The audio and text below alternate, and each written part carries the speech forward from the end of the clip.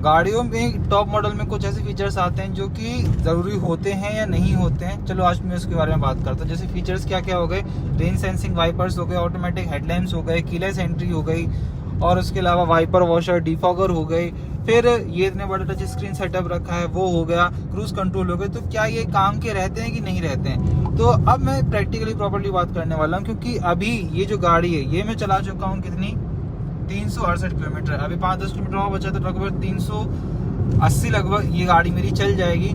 और इसको चलाने के बाद अब मुझे एज अ फैमिली कार ये फील हुआ है कि कुछ कुछ फीचर्स इसमें होने चाहिए। जैसे हम बजट बना के चलते हैं कि हमें इस गाड़ी का यही वेरिएंट लेना है, तो अकॉर्डिंग टू मी जो मेरी रिक्वायरमेंट है उस हिसाब से बता रहा हूँ मैं आपको कि अब जैसे कल बारिश हो रही थी अच्छी खासी, कभी एकदम से रुक रही है, कभी एकदम से हो रही है, तो वहां पर क्या होता है, रेन सेंसिंग वाइपर्स काम आते, क्योंकि ऑटोमेटिकली ही वो चालू करता बंद करता, नहीं तो क्या होता है बार बार मुझे चालू करना पड़ रहा है, बंद करना पड़ रहा है, कभी स्पीड खुद से बढ़ानी पड़ रही है।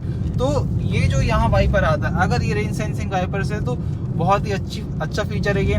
फिर उसके बाद आती है कीलेस एंट्री। कीलेस एंट्री यानी कि आपको चाबी पॉकेट में ही रखी रहनी है, आपको सिर्फ यहाँ बटन दबाना है और गाड़ी के जो डोर है वो अनलॉक हो जाएंगे। तो क्या वो प्रैक्टिकल है कि नहीं है?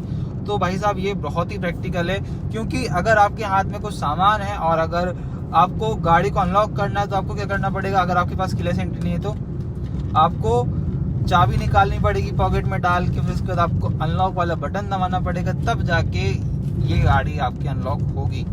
थर्ड बात करते हैं रियर वाइपर वॉशर डिफॉगर की।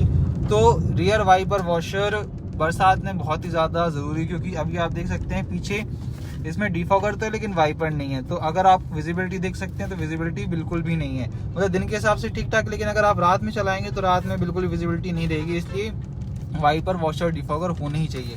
बस जो एक बेकार फीचर मुझे लगा, मतलब ऑटोमेटिक हेडलैम्प्स वाला, वो अभी तक मुझे ऐसा प्रैक्टिकली नहीं लगा। वैसे इसमें आता भी नहीं, और मैंने अभी गाड़ी चलाई है वैसी वाली, लेकिन मुझे उसमें आज तक समझ में नहीं आया कि उसका यूज होता क्या है। लाइट हम अपने हिसाब से चालू करेंगे ना ये, और जो क्रूज कंट्रोल है जैसे इस गाड़ी में नहीं आता है तो वो भी होना जरूरी है, क्योंकि अगर आपकी जर्नी कुछ ज्यादा लंबी है और रोड आपकी बहुत सही है, इन खचरे रोड के लिए तो क्रूज कंट्रोल नहीं बना, लेकिन अगर आप हाईवे पर हैं, एक्सप्रेस वे पर हैं, वहां पर आपकी गाड़ी 80 to 100 की स्पीड पर चल रही है और आपको कंटिन्यूसली वही स्पीड रखनी है, तो वहां पर क्रूज कंट्रोल बहुत ज्यादा काम के रहते हैं। तो कुछ ऐसे फीचर्स है जो आपको गाड़ी में लेने ही चाहिए। और अगर आपको इस स्विफ्ट का पूरा फैमिली रिव्यू देखना तो आप चैनल में जाकर विजिट कर सकते हैं, लिंक बायो में है।